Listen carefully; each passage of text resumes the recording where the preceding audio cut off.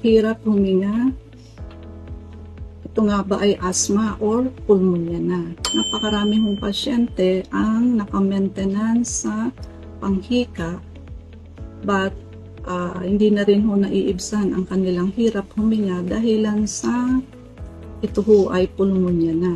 Meron ho tayong tinatawag na walking pneumonia wherein ang pasyente ho ay walang simptomas, walang ubo, walang sipon, walang lagnat.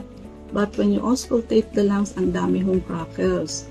Now, kumpara ho sa community-acquired or hospital-acquired pneumonia wherein may ubo, sipon at simptomas ang pasyente. But whatever kind of pneumonia it is, lagi ho itong fatal and deadly. And number 1 killer ho ito sa matatanda.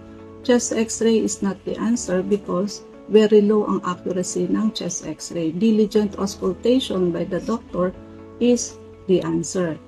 So, sa mga hirap hong huminga, bisitahin nyo kami. Meron ho tayong pneumonia protocol. And this is Dr. Irene Lim. Prevention is better than cure and health is the best investment.